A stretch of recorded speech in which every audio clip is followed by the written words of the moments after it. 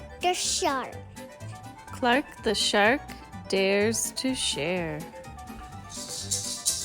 Whoa! Halfway there! Whoa! Living on... Clark the shark loved school. He loved his teacher and he loved learning, but sometimes Clark got a little mixed up.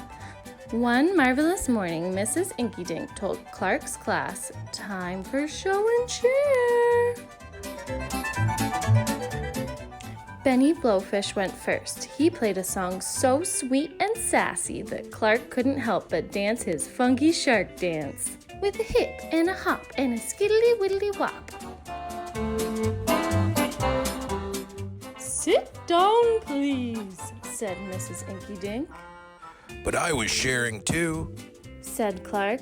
"Sharing is caring," said Mrs. Inkydink. "And everyone must learn to wait their turn." I get it, said Clark, but he didn't really.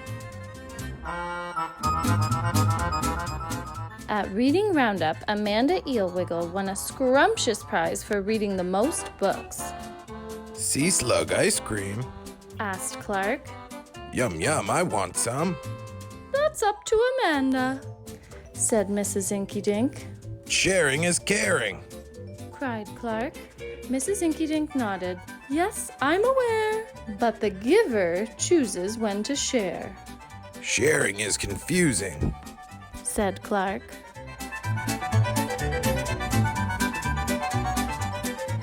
In reef hockey, Clark chose to share his spectacular skills. Hockey is awesome, He roared. Clark front faked and back faked. He stick checked and decked. In the end, Clark did everything but pass the puck. His teammates were cranky. Hey, Hotshot. Get someone else going. Why don't you? Said his best friend, Joey Mackerel. but we all shared the win. Said Clark. Coach Krabby scowled. A win's not okay unless we all get to play. Sharing is complicated, Said Clark. After school, Clark and Joey Mackerel played Sea Wars at Joey's house. Whoa, is that Dark Waiter? Asked Clark. Best birthday present ever. Said Joey. Wanna play with Lucy Walker? Lucy Walker? Clark really wanted Dark Waiter, but Joey asked him to wait his turn. Then, when Joey went to get them a snack, Clark couldn't resist. Must be my turn. It was, after all, the coolest toy ever, Sea Wars rocks. cried Clark. Pow!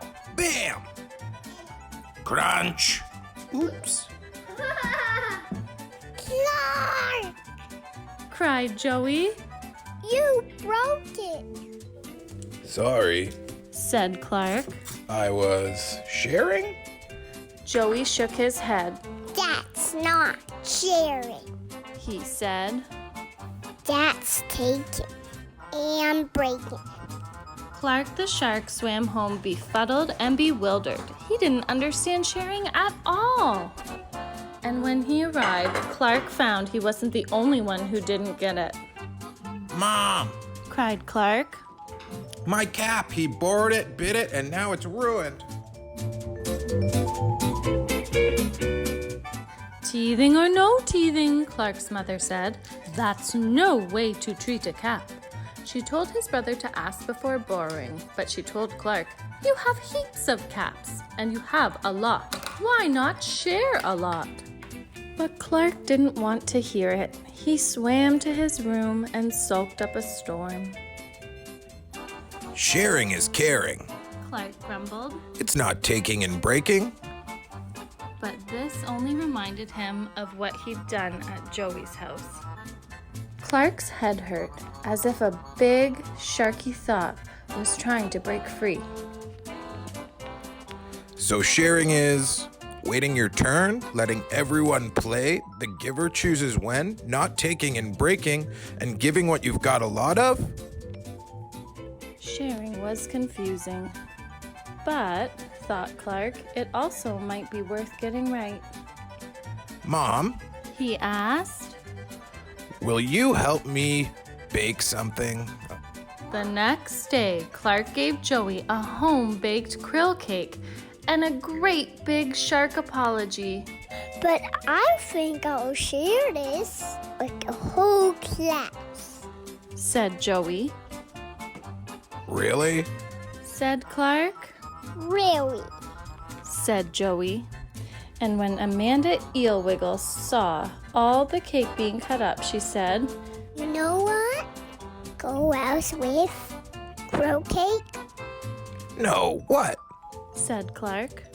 Caesar, ice cream.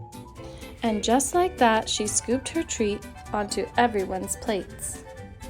Clark the shark looked around at all his classmates enjoying cake and ice cream, and he got a warm, wiggly feeling way deep down inside.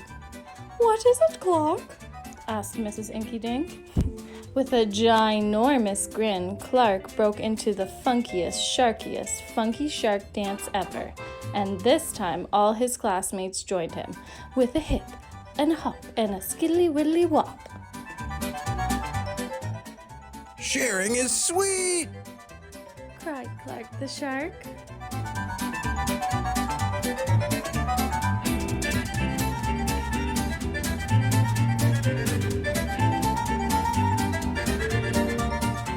Inside. Yeah. You ready? Yeah. 3, 2, 1. Roar! And making your own shark puppets. And